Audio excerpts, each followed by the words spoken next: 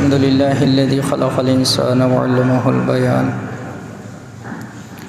وأنزل له القرآن وجعله شفاء وهدى ورحمة لذوي الإيقان ونشهد أن لا إله إلا الله وحده لا شريك له ونشهد أن سيدنا ومولانا محمدا عبده ورسوله أما بعد فأعوذ بالله من الشيطان الرجيم بسم الله الرحمن الرحيم قال الله تبارك وتعالى يا أيها الذين آمنوا اتقوا الله وكونوا مع الصادقين وقال النبي صلى الله عليه وآله وسلم تنكح المرأة لأربع لمالها ولحسبها وجمالها ولدينها فاظفر بذات الدين تربت يداك أو كما قال عليه الصلاة والسلام إن الله وملائكته يصلون على النبي يا أيها الذين آمنوا صلوا عليه وسلموا تسليما اللهم صل على محمد في أول كلامنا اللهم صل على محمد في أوسط كلامنا اللهم صل على محمد في آخر كلامنا۔ میرے دوستو بھائیو عزیزو، آپ حضرات کے سامنے پارہ نمبر 11 سورہ توبہ اس کی آیت نمبر 119 تلاوت کی ہے، اور حضور صلی اللہ علیہ وآلہ وسلم کے ارشادات میں سے ایک حدیث جس کو امام بخاری اور امام مسلم دونوں نے نقل کیا ہے وہ آپ کے سامنے تلاوت کی ہے۔ موضوع بعض موجودہ حالات کے اندر بڑی اہم چیز جو انسان کی صلاح کا بھی باعث بنتی ہے اور فساد کا بھی باعث بنتی ہے، وہ انسان کی صحبت ہے۔ صحبت بڑی اہم چیز ہے، قرآن و سنت کے اندر اس کی بڑی ترغیب آئی ہے،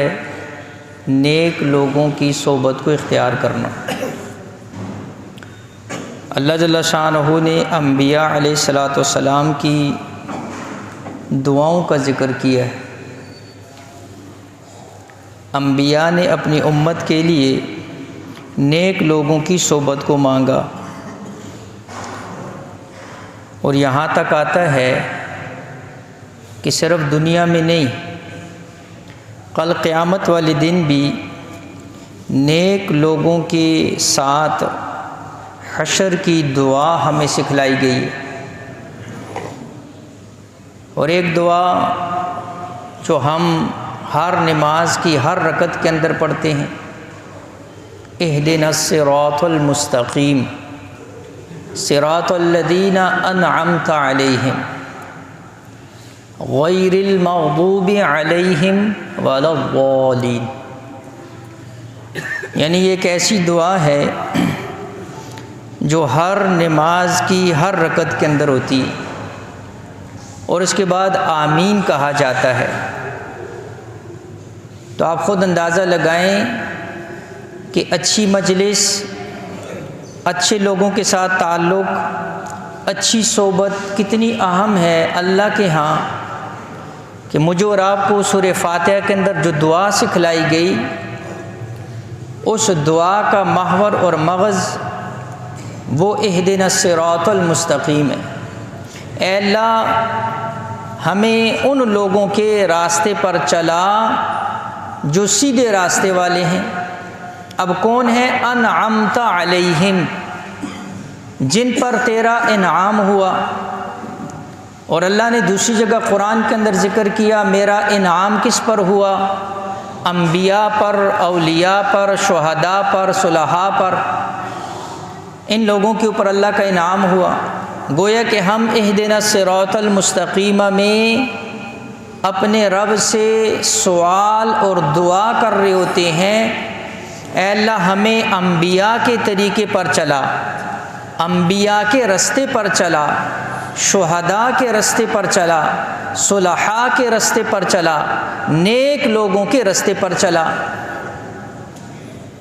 اب ظاہری بات ہے جب ہماری نماز کے اندر توجہ ہوگی، ہمیں اس دعا کا معنی اور مفہوم معلوم ہوگا، تو پھر یہ دعا جب ہمارے دل سے نکلے گی تو پھر اللہ جل شانہ ایسی دعاؤں کو ضرور قبول کرے گا۔ اور غیر المغضوب علیہم کے اندر ہم اللہ سے بری مجلس، برے لوگوں کا رستہ، برے لوگوں کا طریقہ، برے لوگوں کا دین، مذہب، عقیدہ، نظریہ، ہر چیز سے اللہ سے پناہ مانگ رہے ہوتے ہیں۔ غیر المغضوب علیہم ولا الضالین، اور سارے مفسرین لکھتے ہیں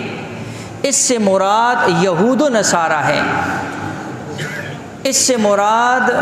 اللہ رب العزت سے ہم عیسائیوں اور یہودیوں کے طریقوں سے اپنے آپ کو پناہ مانگ رہے ہوتے ہیں۔ تو اسی حوالے سے آپ کے سامنے جو آیت پڑھی ہے، اللہ جل شان فرماتے ہیں یا ایھا الذین آمنو، اے ایمان والو۔ اس لیے مفسرین فرماتے ہیں جب یا ایھا الذین آمنو کا لفظ سنو تو فوراً متوجہ ہو جایا کرو کہ اللہ یہاں پر خاص طور پر ہم سے خطاب کر رہا ہے، اور ہم کتنے خوش نصیب ہیں ایمان والے کہ رب ذوالجلال جو کائنات کا بنانے والا ہے، کائنات کے نظام کو چلانے والا، اٹھانے سجانے والا، جو رب العالمین ہے، وہ رب جس کی شان کبیر ہے، جو اللہ اکبر ہے، ہر چیز سے اس کی ذات، اس کی شان بڑی ہے، وہ اس کمزور، ضعیف، نحیف اللہ کی مخلوق کے اندر انسان، اللہ ہمیں خطاب کر رہا ہوتا ہے۔ چونکہ ہمیں اللہ کی ذات کے ساتھ وہ تعلق، وہ نسبت، وہ محبت تو نہیں، اس لیے ہمیں اس کا احساس نہیں ہوتا ہے۔ دنیا کے اعتبار سے کسی کو کسی سے محبت ہو جائے اور وہ محبوب اس کا اپنے محب کا نام لے، اپنی زبان پر نام لے کر آئے، یا دنیا کے اندر جیسے آج کل کسی نے کس کو اپنا لیڈر بنایا ہوا، کس نے کس کو اپنا لیڈر بنایا ہوا، کوئی لیڈر اپنے کسی ورکر کا، کارکن کا، ایک عام سے غریب کارکن کا نام لے لے، وہ لوگوں کو بتاتے ہوئے نہیں تھکتا ہے کہ فلاں موقع پر فلاں بندے نے اتنا بڑا آدمی ہے، اتنے بڑے عہدے والا ہے، اتنے بڑے منصب والا ہے، اس نے میرا نام لے کر جو ہے نا جی مجھے پکارا ہے۔ تو دنیاوی کیا عہدہ ہوگا، کیا منصب ہوگا، کیا رہنما ہوگا، کیا لیڈر ہوگا، یہاں پر پکارنے والی ذات رب العالمین کی ذات ہے، اور وہ کہہ رہی ہے یا ایھا الذین آمنو، اے ایمان والو، کیا کام کرو؟ فرمایا اتقوا اللہ، اللہ سے ڈرو، تقوی اختیار کرو، اور دوسری چیز کیا؟ وکونوا مع الصادقین، اور سچوں کے ساتھ ہو جاؤ۔ مفتی شفیع صاحب رحمہ اللہ نے لکھا یہاں پر علماء صلحاء کا لفظ نہیں استعمال کیا اللہ نے، یہاں پر لفظ استعمال کیا کونوا مع الصادقین، سچوں کے ساتھ ہو جاؤ۔ تو فرمایا سچے سے مراد کون ہے؟ جس کا قول اور فعل ایک ہو، جو کہہ رہا ہے اس پر عمل بھی کرتا ہو، اس کو صادقین کہتے ہیں۔ اس لیے اللہ جل شان فرما رہے ہیں جو قول اور فعل کے سچے ہیں ان کے ساتھ ہو جاؤ۔ یہ جو آیات ہیں اس کے پیچھے پورا جو ہے واقعہ ہے، صحابہ کرام 3 صحابہ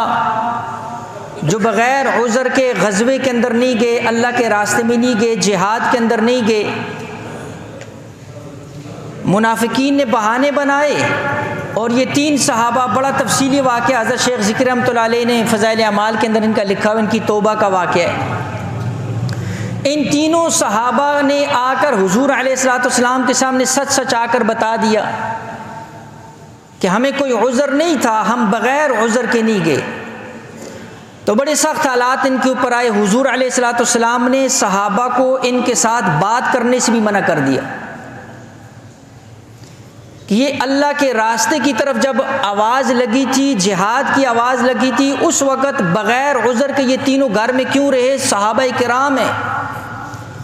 اور یہ وہ صحابہ ہیں جو مختلف غزوات کے اندر حضور علیہ الصلوۃ والسلام کے شانہ بشانہ لڑتے رہے ہیں، لیکن اس ایک موقع پر بغیر عذر گھر کے اندر رہے، اس کے اوپر اتنی سختی آئی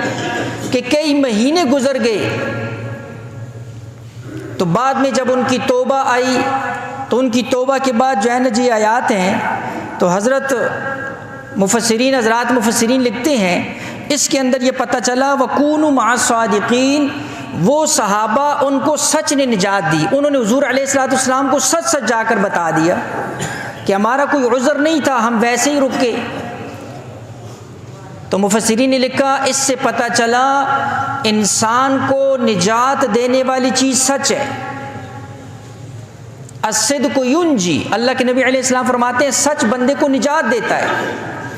اور اس وقت کے جو منافقین تھے بڑے خوش تھے، حضور علیہ الصلوۃ والسلام کے سامنے آ کر بہانے بنا دے، حضور نے ان کا عذر قبول کر لیا، وہ سمجھتے تھے ہماری جان چھوٹ گئی، ہم بچ گئے، لیکن انجام کے اعتبار سے، اختتام کے اعتبار سے ان تین صحابہ پر سختی آئی سچ بولنے کی وجہ سے، لیکن اللہ رب العزت نے ان کی توبہ کو قرآن کے اندر ذکر فرما دی، ان کی معافی کا اللہ رب العزت نے براہ راست اعلان فرما دیا، آسمانوں سے ان کی معافی نازل ہوئی۔ تو اس سے پتہ چلا کہ وقتی طور پر جھوٹ انسان کو نجات دے دے گا، لیکن انجام اس کا اچھا نہیں ہوگا، انجام ہمیشہ سچ بولنے والوں کا اچھا ہوگا۔ تو میں عرض کر رہا ہوں، تو ان آیات کو علماء نے وَكُونُوا مَعَ الصَّادِقِينَ کے ذریعے ثابت کیا کہ نیک لوگوں کی صحبت کو اختیار کیا جائے، اچھے لوگوں کی مجلس کو اختیار کیا جائے، اچھے لوگوں کی صحبت کو اختیار کیا جائے۔ اور یہ ایک جگہ نہیں، امام الانبیاء صلی اللہ علیہ وآلہ وسلم، حضور کی شان سنتے رہتے ہیں، ہم سب کے علم کے اندر ہمارا ایمان ہے، اس نبی عالم رحمت للعالمین کو اللہ قرآن کے اندر ارشاد فرماتے ہیں وَاصْبِرْ نَفْسَكَ مَعَ الَّذِينَ يَدْعُونَ رَبَّهُمْ بِالْغَدَاةِ وَالْعَشِيِّ يُرِيدُونَ وَجْهَهُ وَاصْبِرْ نَفْسَكَ، اے نبی جی آپ اپنے آپ کو روک کر رکھیے ان لوگوں کی جو ہے نا جی مجلس کے ساتھ جو اللہ کو پکارتے ہیں صبح بھی شام بھی، اور وہ مخلصین میں سے ہے، نیک لوگوں میں سے ہے۔ ہوا کیا؟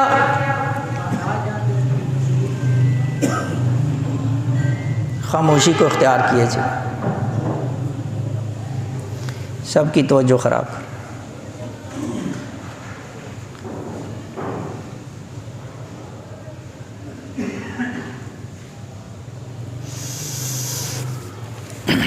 تو عرض یہ کر رہا ہوں، فرمایا وَاصْبِرْ نَفْسَكَ، اے نبی جی اپنے آپ کو روک کر رکھیے کن لوگوں کے ساتھ؟ جو اپنے رب کو پکارتے ہیں صبح شام۔ ہوا کیا؟ ہوا یہ تھا کہ حضور علیہ الصلوۃ والسلام دعوت دیتے تھے، تو کفار کے اندر بڑے بڑے کھڑ پینچ قسم کے جو لوگ ہوتے تھے مالدار، تو وہ کھڑ پینچ کہتے تھے کہ ہم جو ہے نا جی ان غریبوں کے ساتھ نہیں بیٹھیں گے، آپ ان غریب صحابہ کو الگ کریں، ہماری مجلس الگ کریں، پھر ہم ان کے ساتھ بیٹھیں گے، اس لیے کہ غریبوں کے ساتھ بیٹھنا یہ ہماری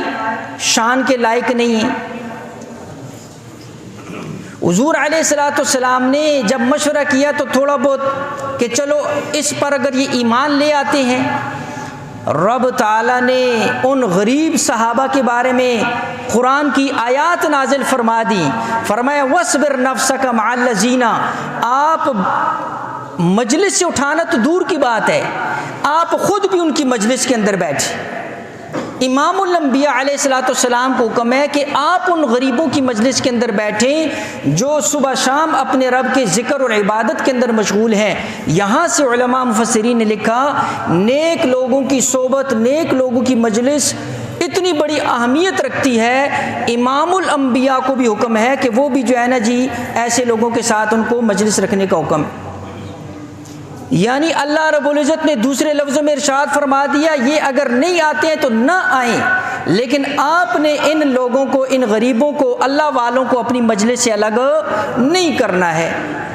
تو عرض کر رہا ہوں کہ یہ جو نیک لوگوں کی مجلس ہوتی ہے یہ بڑی جو ہے نا جی عام ہوتی ہے۔ حضور علیہ السلام نے فرمایا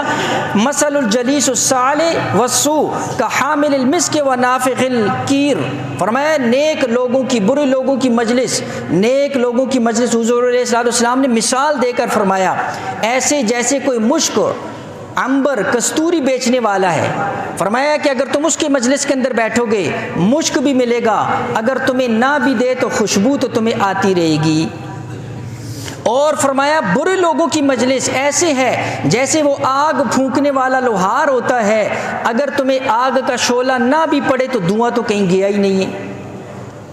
لہٰذا نیک لوگوں کی جو ہے نا جی مجلس کو اختیار کرنے کا حکم ہے۔ حضرت ابراہیم علیہ السلام دعا کر رہے ہیں ربنا وجعلنا مسلمین لک ومن ذریتنا امۃ مسلمۃ لک، اے اللہ میں تجھ سے اپنی جو آنے والی نسل ہے،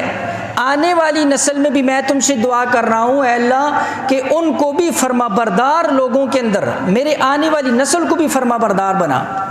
یعنی اس کے اندر بھی علماء نے لکھا امتم مسلمتن لک کی جو دعا ہے یہ نیک اور صالح اور اچھی صحبت کی دعا ہے۔ دوسری جگہ حضرت ابراہیم علیہ السلام دعا فرما رہے ہیں رب حب لی حکم والحقنی بالصالحین، اے اللہ مجھے نیک لوگوں کے ساتھ جو ہے نا جی میرا فیصلہ فرما۔ ابراہیم خلیل اللہ ہے اور وہ اللہ سے نیک لوگوں کے بارے میں جو ہے نا جی دعا کر رہے ہیں۔ اسی لیے اللہ کے نبی علیہ السلام نے فرمایا لا تصاحب الا مؤمنا، تم اپنی مجلس نہ رکھو مگر ایمان والوں کے ساتھ، تم اپنا اٹھنا بیٹھنا نہ رکھو مگر ایمان والوں کے ساتھ، ولا یاکل طعامک الا تقی، اور تمہارا کھانا نہ کھائیں مگر نیک لوگ۔ یعنی اپنے دسترخوان پر بھی نیک لوگوں کو جمع کرو اور اپنی صحبت بھی نیک لوگوں کے ساتھ رکھو۔ اللہ کے نبی علیہ السلام ترمذی شریف کی روایت۔ اسی طرح حضرت عبداللہ ابن مسعود رضی اللہ عنہ فرماتے ہیں کہ اعتبروا الناس باخدانہم، لوگوں کو دیکھو ان کے مجلس کے اعتبار سے، جو بندہ جس مجلس کے اندر اٹھ بیٹھ رہا ہے فرمایا کہ لوگوں کا اعتبار بھی اسی طریقے کے اوپر ہوگا۔ اس لیے اس پر بڑی مثالیں، ایک عام سی مثال علماء نے سمجھنے کے لیے دی ہے کہ ایک گاجر ہے نا، گاجر اگر اس کو پانی کے اندر ڈالے جائے اور اس کے ساتھ چینی ڈال دی جائے اور اتنی مقدار کی گاجر دوسرے پانی کے اندر ڈال دی جائے، اس میں نمک ڈال دیا جائے، چند دنوں کے بعد چینی والی گاجر مربے کی شکل اختیار کر لے گی اور نمک والی جو گاجر ہے وہ سرکے کی شکل اختیار کر لے گی۔ پانی دونوں کا ایک جیسا ہے، گاجر دونوں کی ایک جیسی ہے، لیکن دونوں کی مجلس صحبت، ادھر چینی کی صحبت ادھر نمک کی صحبت، اس صحبت نے اس کے اثر تبدیل کر دیا، اس صحبت نے اس کا اثر تبدیل کر دیا۔ تو علماء نے لکھا یہ تو جو ہے نا ایک عام، اسی طرح انسان جو ہے یعنی روایات کے اندر آتا ہے جانوروں کی وجہ سے بھی انسان کی جو ہے نا جی کیا ہو جاتی ہے صحبت، اس صحبت کے بھی اثرات ہوتے ہیں، جانوروں کے بھی اثرات ہوتے ہیں، تو انسانوں کے اثرات کیسے نہیں ہوں گے؟ تو آپ کے سامنے جو میں نے حدیث پڑھی، اللہ کے نبی علیہ السلام نے جو ہے یعنی اس حدیث کا تعلق جو ہے نا جی کیا ہے، فرمایا تنکح المرأۃ لاربع، صحیح مسلم اور بخاری کی روایت۔ حضور علیہ السلام نے فرمایا عورت سے شادی 4 وجہ سے کی جاتی ہے۔ کس کن وجہ سے؟ لمالہا، یا تو عورت کے مال کو دیکھا جاتا ہے، بڑی مالدار ہے جی، اس کے ساتھ جو ہے نا جی نکاح، اور ولحسبہا، یا اس کا خاندان بہت بڑا ہے، ولجمالہا، یا اس کی خوبصورتی کو دیکھا جاتا ہے، ولدینہا، یا دینداری کو۔ اللہ کے نبی علیہ السلام نے فرمایا فاظفر بذات الدین، دین کو ترجیح دو، تربت یداک، تمہارے ہاتھ خاک آلود ہوں۔ یہ عربی کے اندر جب کسی کو کسی کام کے اوپر مجبور تو اس کو اس طرح کہا جاتا تھا، تربت یداک۔ اللہ کے نبی علیہ السلام فرما رہے ہیں تمہارے ہاتھ خاک آلود ہوں، دیندار عورت کو ترجیح دو۔ تو علماء نے اس کو بھی اس اچھی مجلس کے تحت ذکر کیا اس حدیث کو۔ کیوں؟ اس لیے کہ جس عورت کے اندر دینداری غالب ہوگی اس عورت کی صحبت سے اس کے پورے خاندان کے اندر دینداری آئے گی، اس عورت کی صحبت سے اس کے گھر والے کے اندر جو ہے نا جی دینداری آئے گی، اس کی وجہ سے اس کی اولاد کے اندر، آنے والی نسلوں کے اندر دینداری آئے گی۔ جیسے آج کل جو ہے نا جی نکاح لیکن اب نکاح کی بنیاد باقی 3 چیزوں کو بنایا جاتا ہے،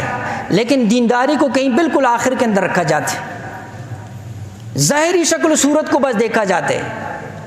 اولاد کی بھی ترجیح کیا ہوتی ہے؟ والدین کو بیچتے ہیں، پہلی چیز کیا کہتے ہیں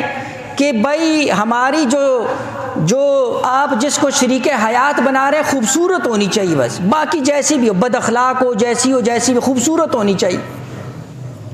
پھر اس چکر کے اندر کیا ہو رہا ہے؟ آپ دیکھو نا، طلاقوں کی شرح کتنی زیادہ ہے، کتنی عام ہو چکی ہے۔ اس لیے اللہ کے نبی علیہ الصلوۃ والسلام نے فرمایا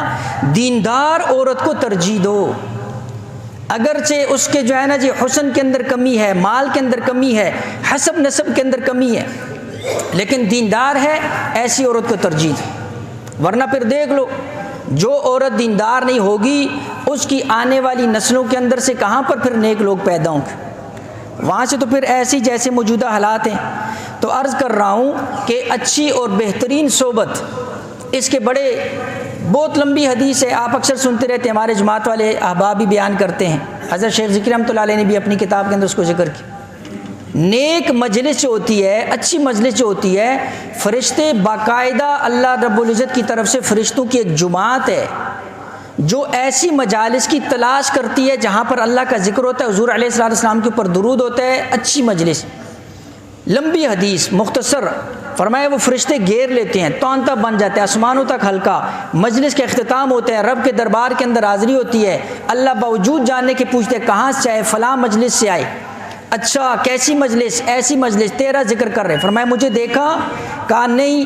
اللہ فرماتے اگر میرا دیدار کر لیں، فرمایا پھر تو اور بھی زیادہ مشتاق ہوں، پھر اور بھی زیادہ عبادت کریں۔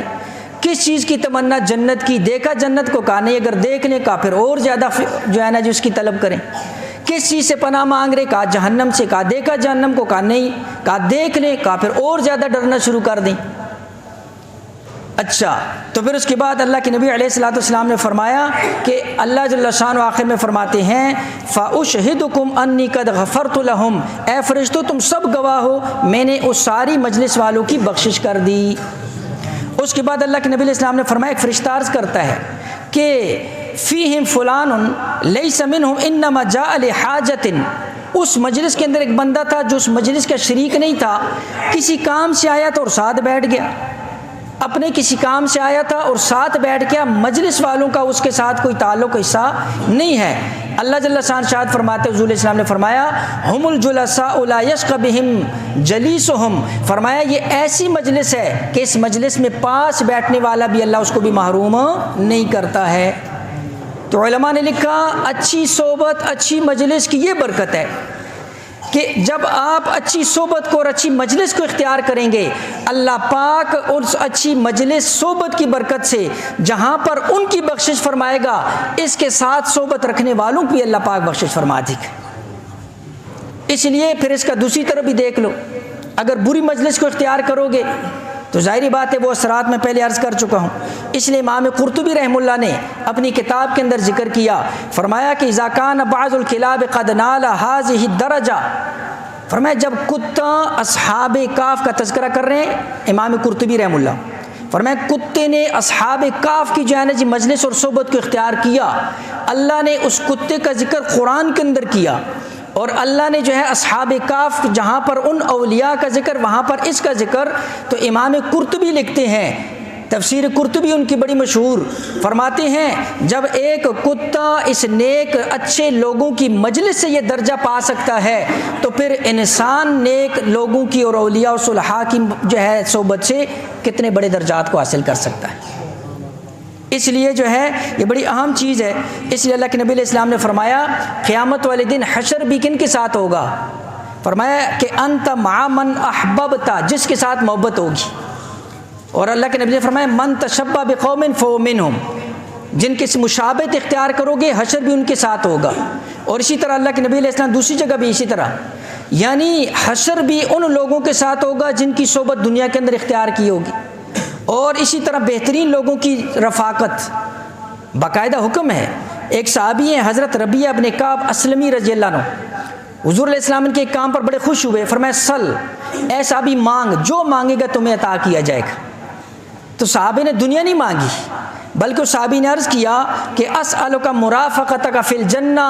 اے نبی، اے اللہ کے نبی، اے امام الانبیاء، میں جنت میں آپ کا ساتھی بننا چاہتا ہوں۔ اس سے علماء نے لکھا کہ قیامت میں، حشر میں، جنت میں بھی نیک لوگوں کے جو ہے نا جی یہ دعاؤں کا ذکر ہے، اور تمنا کرنی چاہیے کہ ہمارا حشر بھی جو ہے نا جی، تو دنیا کے اندر بھی نیک لوگوں کی صحبت اور آخرت کے اندر بھی جو ہے نا جی نیک لوگوں کی صحبت۔ اسی طرح جو ہے نا صحابی حضرت انس بن مالک فرماتے، ایک لڑکا، یہودی لڑکا حضور علیہ السلام کے پاس آ کر خدمت کیا کرتا تھا، بیمار ہوا، اللہ کے نبی علیہ السلام عیادت کے لیے گئے، حضور علیہ السلام اس کے سرانے بیٹھے اور اس کو جو ہے نا جی آپ علیہ السلام نے فرمایا اسلم، ایمان لیا۔ فنظر الی ابیہ، اس نے اپنے باپ کی طرف دیکھا تو اس کے باپ نے کہا اطع ابا القاسم، کہ آپ ابو القاسم کی اطاعت کر لیں۔ وہ کلمہ پڑھ لیا اس نے۔ اللہ کے نبی علیہ السلام باہر نکلے، صحابہ فرماتے ہیں حضور علیہ السلام کے چہرے پر ایک عجیب خوشی، اور حضور علیہ السلام ارشاد فرما رہے تھے الحمدللہ الذی انقذہ من النار، تمام تعریفیں اس اللہ کے لیے ہیں جس نے اس بچے کو آگ سے نجات دے دی۔ تو علماء نے لکھا کہ اس جو یہودی لڑکے کو عین موقع پر کلمے کی جو دولت نصیب ہوئی، یہ حضور علیہ السلام کی اس خدمت کی برکت تھی، یہ حضور علیہ السلام کی تھوڑی دیر کی صحبت کی برکت تھی۔ اسی صحبت کی وجہ سے تو صحابہ کا مقام جو ہے نا جی سارے دنیا کے اولیاء سے بڑھ گیا۔ تو صحبت جو ہے نا جی، اچھے لوگوں کی صحبت، یہ بڑی جو ہے نا جی اہم چیز ہے۔ اس لیے علماء نے لکھا بری صحبت، بری مجلس، یہ اللہ کے نبی علیہ السلام نے لمبی حدیث ابو داؤد شریف کی روایت ہے، فرمایا کہ جو ہے نا جی بہت سے لوگ ایسے ہوں گے جو اپنے آپ کو سمجھتے ہوں گے ہم بڑے ایمان والے، لیکن جب وہ جو ہے نا جی دجال کی مجلس کے اندر جائیں گے اور دجال کے شکوک و شبہات سنیں گے تو وہ لوگ اپنے ایمان سے ہاتھ دھو بیٹھیں گے، اپنے آپ کو بڑا ایماندار سمجھ رہے ہوں گے۔ یعنی اس سے پتہ چلا کہ جب بری صحبت ہوتی ہے، جو اپنے آپ کو سمجھ رہا ہوتا ہے بھائی مجھے کوئی کچھ نہیں ہو سکتا ہے، میرا عقیدہ نظریہ، میرا ایمان بڑا مضبوط ہے، حضور علیہ السلام نے اس کو منع کیا ایسی مجالس کے اندر، اور اس کی مثال جو ہے نا جی دجال کے ساتھ دی ہے۔ اس لیے جو ہے برے لوگوں کی جو ہے صحبت، حتیٰ کہ حدیث کے اندر تو یہاں تک آتا ہے کہ جب کوئی بندہ جنازہ کندھے کے اوپر ہو، اللہ کے نبی علیہ السلام نے فرمایا اسرعوا بالجنازہ، جنازہ جلدی لے کر چلو، فإن تک صالحۃ فخیر فتقدمونها، اگر وہ نیک ہے تو اس کی اچھی جگہ، یعنی اب اس کی خبر اس کے لیے بہترین ہے، جنت کا باغ ہے، اس کو اپنی اچھی جگہ پر پہنچاؤ۔ اور اللہ کے نبی نے فرمایا وَإِن يَكُ سِوَى ذَلِكَ، لیکن اگر وہ اس کے علاوہ ہے، یعنی وہ کوئی جو ہے نا جی گناہ گار آدمی ہے، تو پھر تم نے ایک بوجھ اپنے کندھوں کے اوپر جو ہے نا جی کیا کیا، وہ لادا ہوا ہے۔ اس سے علماء نے لکھا کہ مرنے کے بعد بھی برے لوگوں کی صحبت اچھی نہیں، اس لیے اللہ کے نبی علیہ السلام نے فرمایا کہ اگر وہ برا ہے تو اس کو جلدی اپنے کندھوں سے کیا کرو، اتارو، اور اس کے جنازے کو جلدی لے کر جاؤ۔ یعنی برے لوگوں کی صحبت مرنے کے بعد بھی جو ہے نا جی، اس لیے علماء نے لکھا بری صحبت کا اثر،